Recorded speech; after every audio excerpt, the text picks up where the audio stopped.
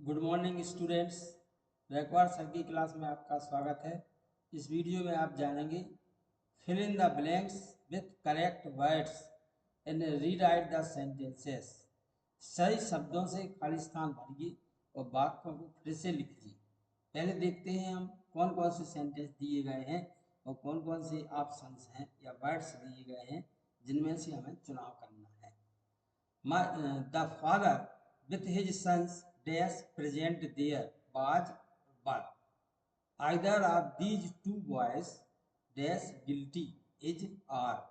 A large number of people dash present there were was.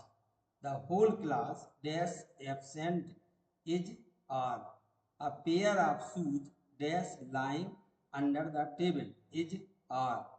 Ill news dash fast spreads spread. Mathematics dash my favorite subject is R. I as well as you dash in the wrong am R. Neither of these two roads dash to the hospital leads lead. What I say and do dash none of his business are is। अब हम एक एक sentence को देखते हैं। First sentence, the father with his sons dash present there बाज और बर। बाज और बर में से हमें चुनना है कि सही क्या है। तो जिस सब्जेक्ट पर डिपेंड करेगा, जैसा सब्जेक्ट होगा वर्ब भी वैसी होगी। बाज एक सिंगुलर वर्ब है, बर एक प्लूरल वर्ब है। अब हम पहले सब्जेक्ट को देखते हैं। सब्जेक्ट है the father with his sons, अपने पुत्रों के साथ पिता। इसमें विथ हिज सन्स देख के लगता है कि सब्जेक्ट प्लूरल है, बल्कि सब्जेक्ट प्लूरल नहीं सिंगुलर है।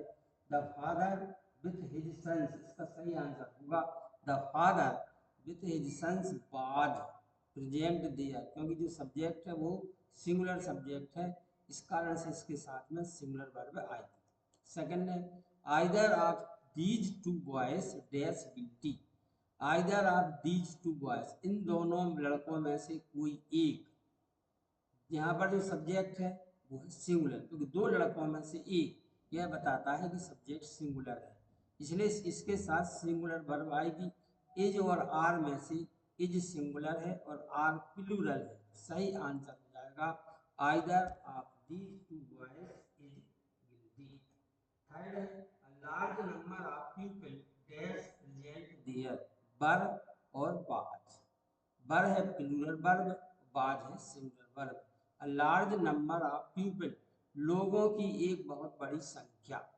यहाँ पर a large number of people plural subject है, इसलिए इसके साथ में प्लूरल वर्ब आएगी। बर तो सही आंसर हो जाएगा a large number of people were present there. Next question है the whole class dash absent. Whole class एक सिंगुलर सब्जेक्ट है और जो वर्ब है इज और आर, इज सिंगुलर है, आर प्लूरल है, तो इसका जो सही आंसर हो जाएगा the whole class is absent.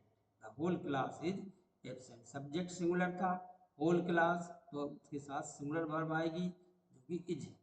Five है अ पेयर ऑफ शूज, जूतों का जोड़ा। पेयर एक सिंगुलर सब्जेक्ट है, तो जो वर्ब दी गई हैं इज और आर, इनमें से इज सिंगुलर है और आर प्लूरल है।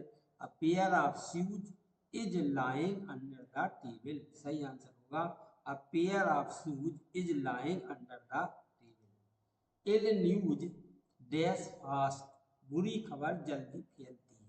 इल न्यूज एक सिंगुलर सब्जेक्ट है और जो वर्ब दी गई है वर्ब है स्प्रेड्स और स्प्रेड।